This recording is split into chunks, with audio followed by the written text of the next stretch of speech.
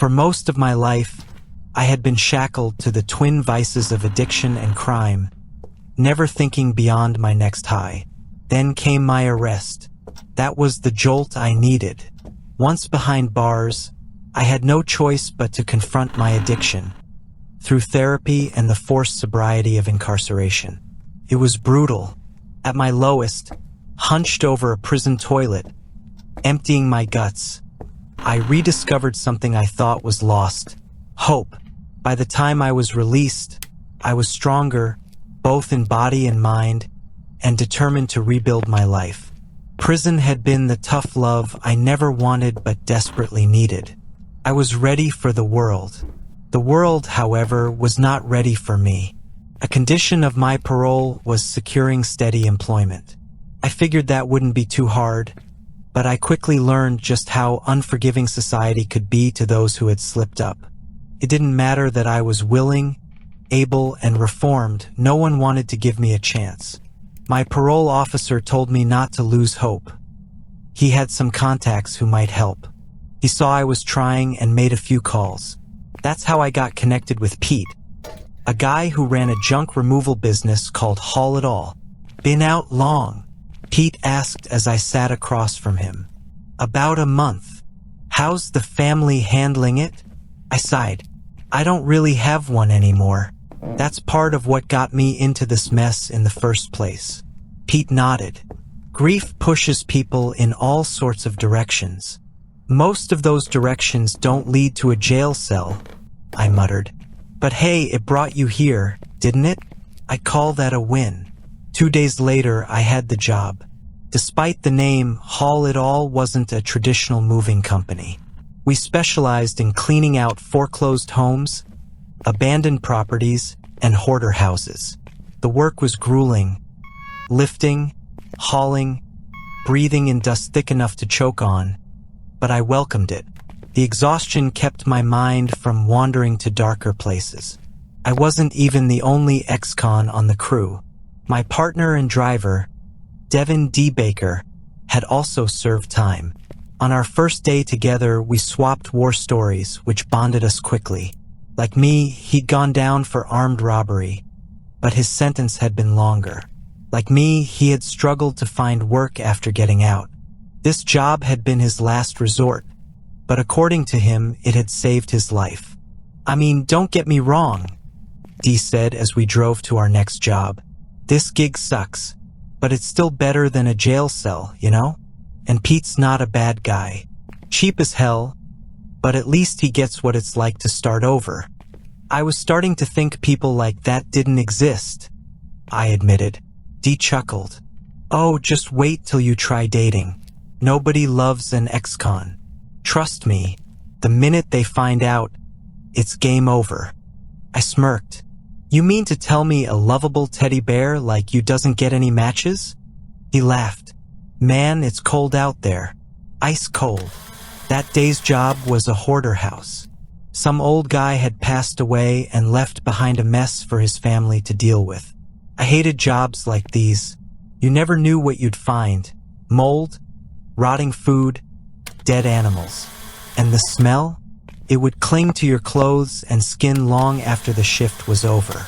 When we pulled up, a man in his late 40s greeted us, looking like he hadn't slept in weeks.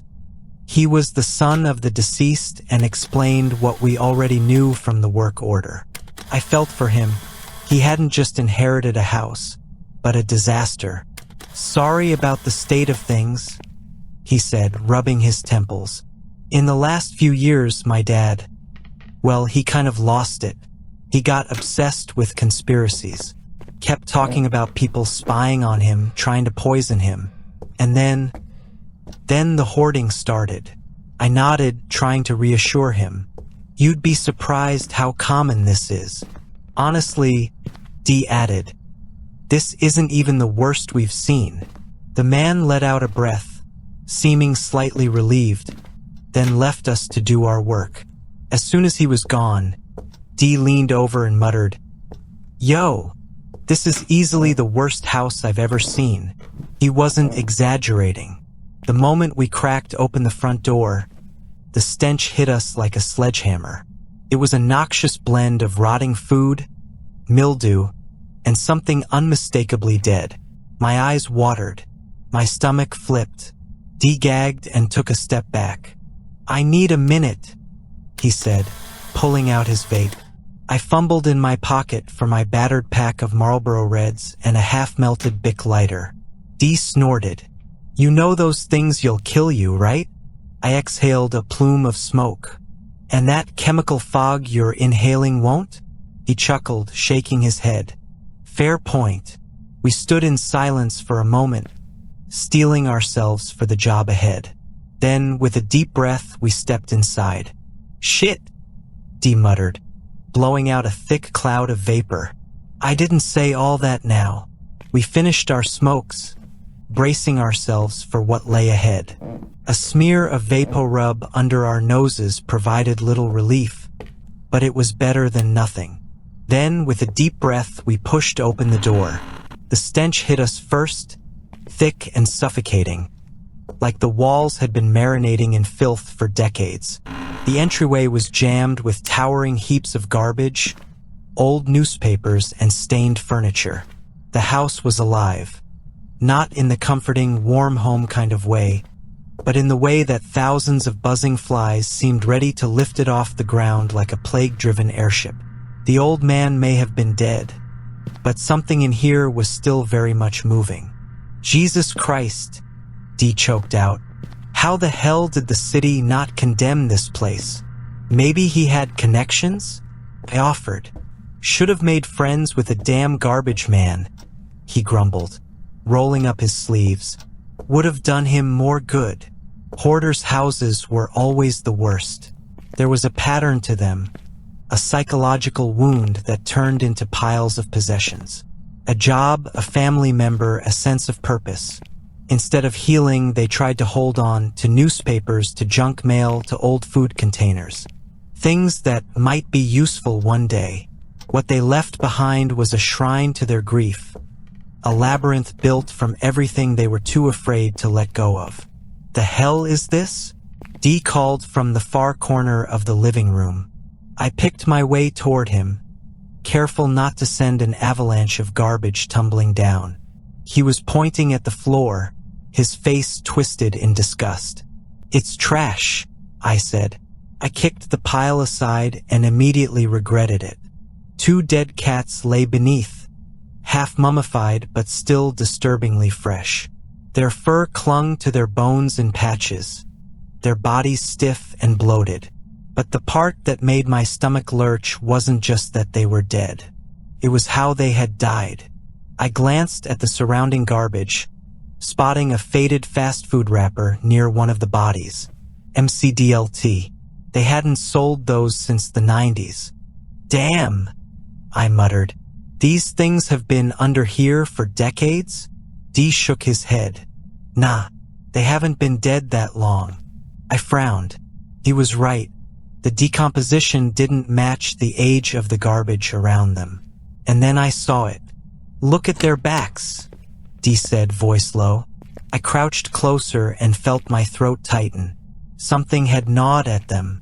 Deep, jagged indentations ran along their spines, as if something with razor-sharp teeth had bitten through the bone.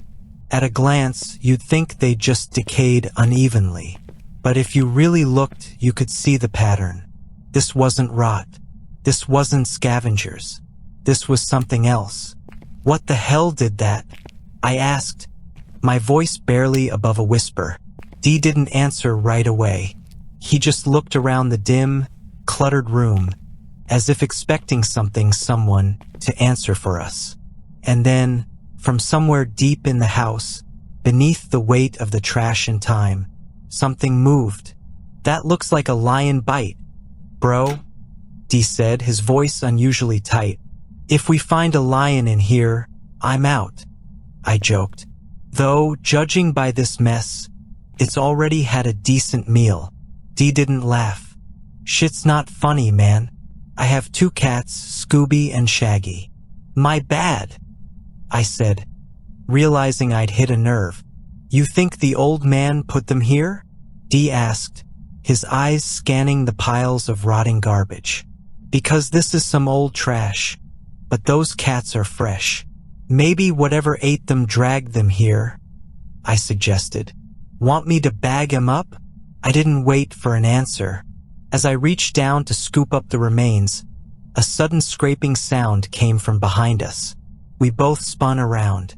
A few trash bags shifted and tumbled to the floor. If there's actually a fucking lion in here, I swear to God, I whispered. Shoo, Dee said, his head on a swivel. We scanned the dimly lit room, but nothing moved. The house was so full of junk that shadows bled into one another. Just as I opened my mouth to speak, another noise came from the left. A rapid, scuttling movement. I rushed over, shoving aside a few bags, and let out a high-pitched yelp before bursting into laughter. What? Dee demanded, stepping closer. I reached into the pile and pulled out a Jester doll worn, cracked, and unsettling as hell. Its porcelain face had split at some point, the left side missing entirely. The right side had faded into a mess of peeling paint and grime, but one glassy, unblinking eye remained. Its limbs, far too long for a normal doll, hung at awkward angles, hunched over like an old man with a broken back. Who in their right mind would keep this? I asked. Weird-ass hoarders. Another sound, this time a blur of movement from the corner of my eye. A huge rat darted out from beneath a stack of old cardboard boxes, vanishing toward the back of the house. I dropped the doll and lunged after it, but it disappeared before I could even get close. Dee shook his head. Man, be careful grabbing shit. Those things you'll take the tip of your finger clean off. I picked the doll up again and propped it against a heap of trash, its dead-eyed stare looking out over the wreckage. I think we need some security. I'm putting our Jester friend in charge. It needs a name. What about Trashley? As soon as I said it, the doll slumped to the side, its heavy limbs pulling it down. Dee snorted. Trashley already sleeping on the job. We got back to work, clearing the living room and kitchen first. The real nightmare, though, was the closets. Closets were where hoarders shoved the most unhinged parts of their collection. We played rock, paper, scissors. Dee lost. Congrats, I said. Closet duty is all yours. While he tackled the disaster inside, I kept clearing a path toward the hallway. He had barely pulled 3 garbage bags out when he suddenly yelped and fell backward, scrambling out of the closet like something had grabbed him. I rushed over, helping him up. His face was pale. What the hell happened? Dee opened his mouth, hesitated, then shook his head. Something touched me. What? He swallowed hard. I swear to God. A hand reached out and touched me. I almost laughed, but his expression stopped me. Probably just. A hand grabbed my arm. All right, I said, holding up my hands. He exhaled, rubbing his face. That just never happened to me before. You got a flashlight? I asked. Let's take a look. In the truck, he said. I'll grab it. He stepped outside, leaving me alone in the thick silence of the hoarder's tomb. I shook my head. He must have brushed against a rat's tail or something. This place was practically a rat kingdom, and the stench would keep. I turned. Just more rats, probably. I walked over to where the noise had come from, shifting some bags, but found nothing. Dee returned, holding out the flashlight. What did I miss? I think we have some company, I muttered, shining the beam through the sea of trash bags. The light cut through the dim room, illuminating mounds of garbage, stacks of newspapers, and Trashley. I frowned. I had left the doll propped against a pile near the couch. Now it was lying in the middle of the floor. I picked it up. Dee narrowed his eyes. Man, I don't like that thing. Reminds me of that creepy-ass clown from Poltergeist. That movie messed me up bad. I grinned. Maybe we should put a tracker on it. From deep inside the house, something moved. His eyes landed on something near his feet. He bent down, picked it up, and held it out to me. An old cat collar. A tiny, rusted bell dangled from it. "Put this on it," he said. I gave him a look. "You serious?" "Dead serious." I sighed but humored him, fastening the collar around Trashley's thin, cracked neck. The little bell jingled as I gave it a shake. Dee nodded in satisfaction, like we had just solved something. I set Trashley back on its trash throne and handed Dee the flashlight. "All right," I said. "Let's go check out your mystery hand." We walked over to the closet. I grabbed the handle and pulled it open. The hinges groaned, the door sticking for a second before giving way. The dark void of the closet gaped before us, full of stacked bags, tangled coats, and who knows what else. Cleared my throat. "Okay," I said, speaking into the darkness. "If there's someone in there, now is the time to leave. So, if you want to keep all your limbs intact, walk out now." Silence. I wasn't surprised. It wasn't that I didn't believe Dee. If anything, he was one of the most bluntly honest people I'd ever met. Still, Dee was honest. If he said he felt something, maybe, just maybe, he did feel something. "You gonna feel around in there or what?" he asked, his voice expectant. I said we'd look, and part of looking is feeling. "That's a reach," I muttered. Dee folded his arms. "I felt something. Now it's your turn." I didn't agree to that. "Neither did I," he shot back. "But here we are." I huffed. "You cannot pull rank on me, man." He arched an eyebrow. "You sure about that?" I sighed, rubbing my face. I was not about to lose this argument. "Fine," I grumbled, stepping forward. "But if something grabs me, I'm punching you first." Dee smirked. "Fair deal." I took a breath and reached into the dark. The only thing left to do was stick my arm into the garbage-packed closet and pray to every god in existence that no phantom hand grabbed me.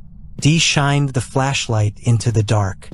2 trash bags tumbled out, splitting open as they hit the floor. One of them burst into a writhing pile of maggots. I took a step back, wrinkling my nose. "If I'm sticking my hand in there, you're dealing with the creepy crawlies." "Fine," Dee muttered.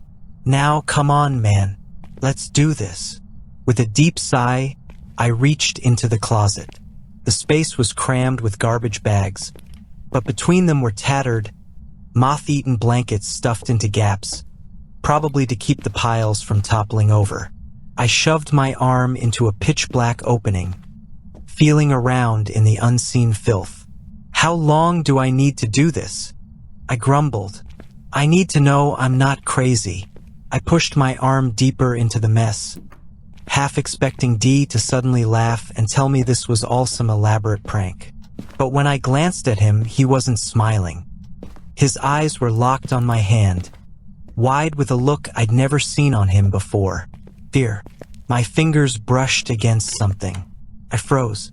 Long, thin, pointed. My breath caught as Dee rushed closer, shining the light over my shoulder. "You feel it, don't you?" It was a hand. Heart pounding. I gripped the wrist and yanked with everything I had. The weight shifted. Trash bags toppled. Something lurched forward in the darkness. Before I could react, the force sent me tumbling backward onto my ass. Garbage rained down, maggots landing in my hair and on my face, but I still had my grip on that arm. I shoved the trash off me and scrambled to my feet. Dee, who had been silent a second ago, suddenly burst into laughter. I looked down at my hand. The arm I had pulled free wasn't attached to a person. It was a mannequin arm. I dropped it instantly, shaking off the filth in disgust. Dee was on the floor, dying from laughter, struggling to breathe. My face burned with embarrassment. "You knew it was a mannequin arm." Dee wiped tears from his eyes. I swear I didn't, man." He had the kind of laugh that infected a room, and despite my irritation, I felt it pulling me in. A moment later, I was laughing too. I picked up the mannequin arm and hurled it at him.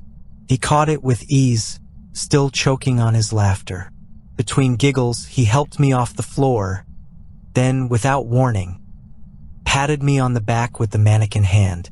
That sent him into another fit. I grabbed the arm and launched it across the room. That's when we heard it. Jingle. We both turned toward the sound. Trashley's bell. I looked at the spot where I had left the Jester doll. It wasn't there. Dee and I locked eyes. Neither of us spoke.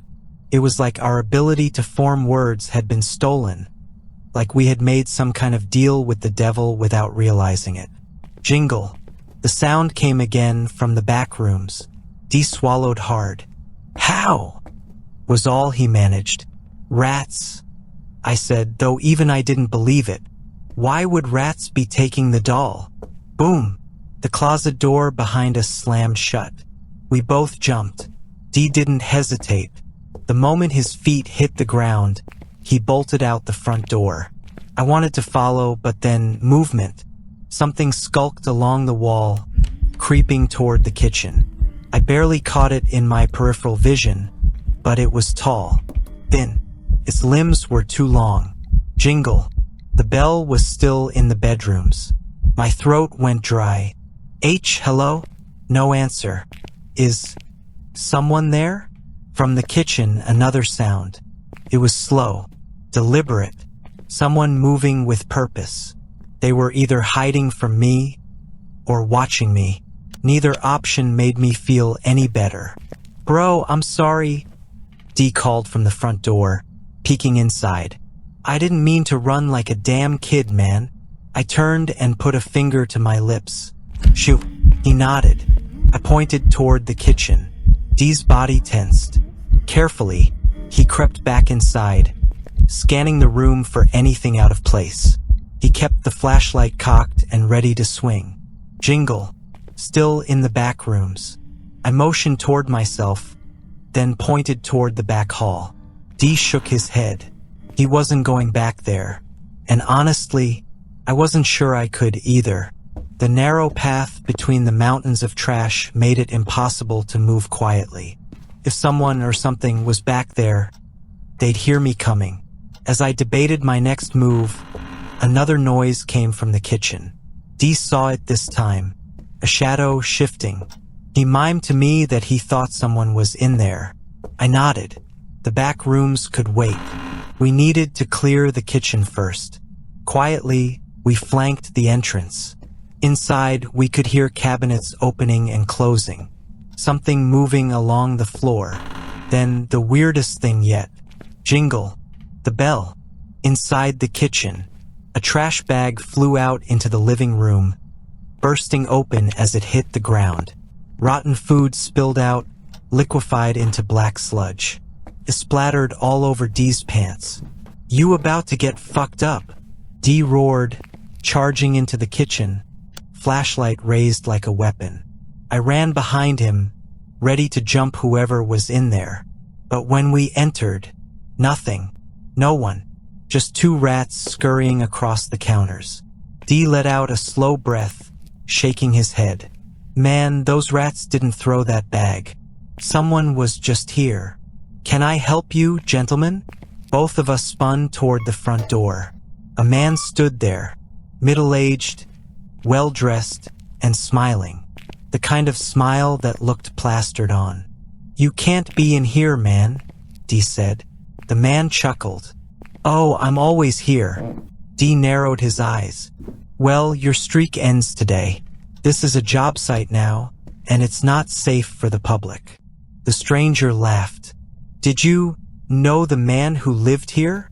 In a sense, the man said, still smiling. I watched him for years. He made many poor decisions. His smile didn't change. Dee and I didn't move. Strange person, the man added. The bell jingled again. Dee's tone darkened. Well, he's not even a person anymore. He's passed on and left us this mess to clean up. Since we're in control of the site, we can ask you to leave. If you get hurt, we get sued. If we get sued, I get fired. I get fired, my landlord kicks me out, and I have to live in my car." The stranger didn't blink. Instead, he tilted his head slightly and said, "You live off Baltimore Avenue, right?" Dee's entire expression changed. His face dropped, his stance shifted.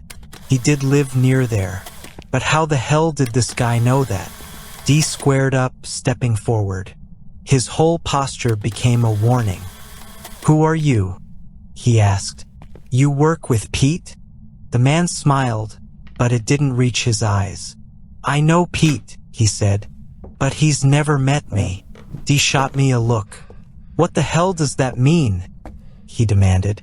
"Yeah," I added, "you're speaking in riddles. Just tell us who you are and what you want." Before he could answer, we heard Trashley's bell. It came from inside the kitchen. That didn't make sense. Just minutes ago, the bell was jingling in the back bedroom. How did it get to the kitchen so fast? Dee and I turned, just in time to see a rat scurrying across the floor. A collar jingled around its neck. "Wait," I said. "Was that the collar from Trashley?" "Yeah," Dee muttered. We watched as the rat dove into a pile of trash bags and disappeared. The bell went silent. My stomach nodded. "Where's the doll?" We turned back toward the stranger, but he was gone. The front door swung on its hinges. Dee and I exchanged looks. As weird as that guy was, he was gone now. "Who the fuck was that?" Dee asked, voice low. More than that, how did he know where Dee lived? Before we could process, the bell jingled again. This time from the kitchen. Dee and I pushed through the garbage-stuffed room, eyes scanning for the source. It rang a few more times, then stopped. I nudged Dee with my elbow and nodded toward the kitchen window. The curtain was old, ratty, and half covered with shoeboxes. But between the gaps, we could see shadows moving outside. The stranger passed by the window, heading toward the back door. We held still. Then the door handle started rattling. He was trying to get in. Dee's patience snapped. "Hey man, you gotta get the fuck out now. Okay?" The rattling stopped, but the shadow behind the curtain didn't move. Dee scowled and stomped over. He ripped the curtain open. Nothing. Just the overgrown waist-high grass in the backyard. Dee let the curtain go, and when it fell back into place, the shadow was there again. I gasped. Dee yanked the curtain away once more. Nothing. Just grass. He let it go. Shadow. "How?" I whispered. Before Dee could answer, one of the cabinet doors creaked open. Trashley tumbled out. The doll landed face up on the counter, its painted eye staring right at us. We stood frozen, watching it, waiting for it to move. As if it could hear our thoughts, one of its arms slowly drooped over the counter's edge. That was enough. Dee and I bolted from the kitchen. We barely made it back to the living room when the front door opened again. The stranger was back. Dee didn't hesitate. "Who the hell are you, man? What are you doing here?" The man smiled. "I came to check on this place, to see if things were in order. You two seem to be the perfect men for the job." Dee's jaw clenched. "Did Pete send you? Did you know the guy that owned this place?"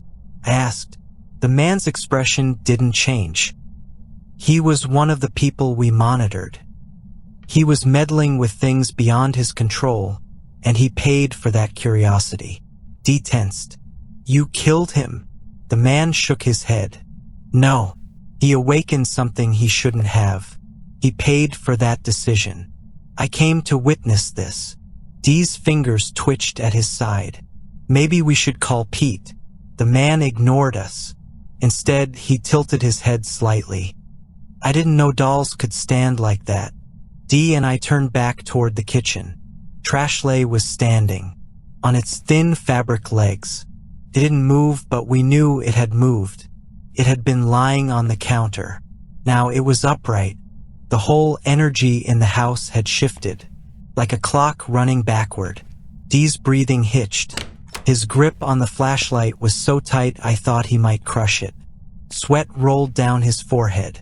He was a big guy, and for the first time I worried that all of this might actually break him.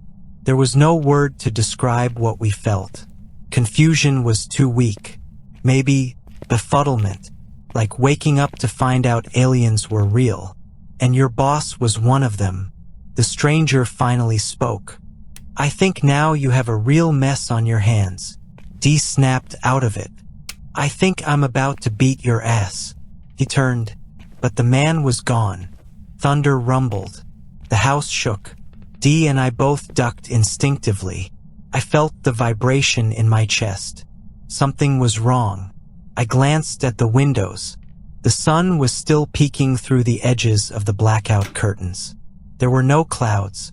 That wasn't thunder from above. It had come from below. I opened my mouth to say something. "Knock." We both turned to the closet. "Knock." The entire door rattled. The doorknob shook violently with each hit. I swallowed hard, heart hammering against my ribs. I glanced toward the kitchen. Trashley was gone. Dee and I tried to escape, but the doors were burning hot, and walls of trash trapped us inside. As we searched for another way out, the closet burst open, revealing something monstrous. A creature assembling itself from mannequin parts and decayed flesh. Dee smashed through the kitchen trash wall, but Trashley sprang from the fridge, stabbing him repeatedly in the legs. I kicked the doll away, pulled Dee up, and helped him limp to the back door. It was locked, but when Trashley launched at me again, I barely dodged before it impaled a fork into my knee. Dee grabbed the doll midair and hurled it hard against the stove. Then the house shook. The Minotaur-like creature from the closet ripped through the walls. Trashley, its porcelain face shattered, revealed a pulsing, grotesque mass underneath. I smelled gas. With no other option, I lit a paper towel roll and threw it at Trashley just as it leaped. The explosion tore the house apart, launching me into a neighbor's yard. I woke up in the hospital barely alive. Officially, it was ruled a gas leak accident, but Pete's reaction made us suspect he knew more than he let on. Dee planned to quit and I intended to follow. But what really unsettled me happened last night. At 3 a.m., I heard a bell jingling in the hallway. When I looked outside, I saw a shadowy, long-limbed figure turn the corner and vanish.